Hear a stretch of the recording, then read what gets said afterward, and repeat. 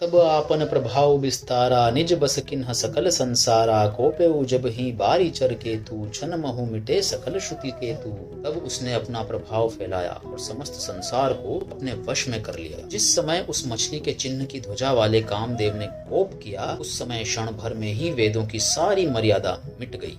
ब्रह्मचर्य व्रत संयम नाना धीरज धर्म ज्ञान विज्ञाना सदाचार जप जोग विरागा सभय विवेक कटकु सबु भागा। ब्रह्मचर्य, नियम, नाना प्रकार के संयम, धीरज, धर्म, ज्ञान विज्ञान, सदाचार, जप, योग, वैराग्य आदि विवेक की सारी सेना डर करके भाग गई। भागेउ विवेकु सहाय सहित सो सुभट संजुग मही मूरे सद ग्रंथ पर्वत कंदरन ही जाई ते ही अवसर दूरे। होनिहार का कर तार को रखवार जग खर भरु परा दुई माथ के ही रति नाथ जेही कहूँ कोपी कर धनु सरु धरा। विवेक अपने सहायकों सहित भाग गया। उसके योद्धा रणभूमि से पीठ दिखा गए। उस समय वे सब सदग्रंथ रूपी पर्वत की कंदराओं में जा छिपे, अर्थात ज्ञान वैराग्य संयम नियम सदाचार आदि ग्रंथों में ही लिखे रह गए। उनका आचरण छूट गया। सारे जगत में खलबली मच गई और सब कहने लगे कि हे विधाता, अब क्या होने वाला है? हमारी रक्षा कौन करेगा? ऐसा दो सिर वाला कौन है जिसके लिए रति के पति कामदेव ने कोप करके हाथ में धनुष बाण उठाया है? जे सजीव जग अचर चर नारी पुरुष असनाम ए निज निज मर जाद तजी भय सकल बस काम। जगत में स्त्री पुरुष संज्ञा वाले जितने चर अचर प्राणी थे, वे सब अपनी अपनी मर्यादा छोड़कर काम के वश में हो गए। सबके हृदयम मदन अभिलाषा लता निहारी नवही तरु शाखा नदी उमगी अम्बुधि कहूँ धाई संगम करही तालाब तलाई।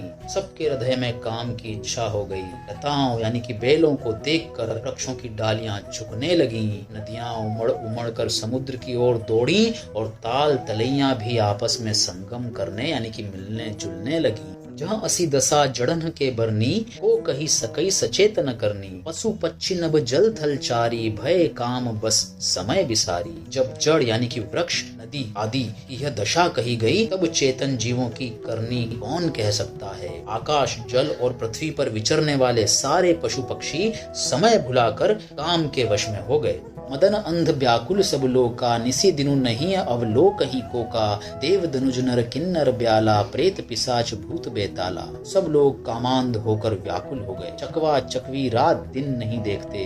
देव दैत्य मनुष्य किन्नर सर्प प्रेत पिशाच भूत बेताल इन्ह के दशा न कहूं बखानी सदा काम के चेरे जानी। सिद्ध विरक्त महामुनि जोगी ते पि काम बस भय वियोगी।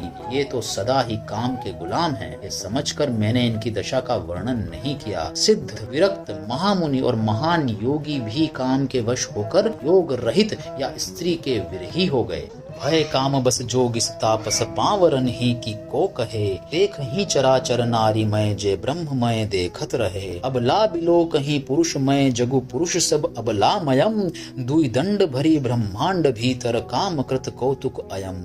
जब योगीश्वर और तपस्वी भी काम के वश में हो गए, तब साधारण मनुष्यों की कौन कहे। जो समस्त चराचर जगत को ब्रह्ममय देखते थे, वे अब उसे स्त्रीमय देखने लगे। स्त्रियां सारे संसार को पुरुषमय देखने लगी और पुरुष उसे स्त्रीमय देखने लगे। 2 घड़ी तक सारे ब्रह्मांड के अंदर कामदेव का रचा हुआ यह कौतुक यानी कि तमाशा चलता रहा।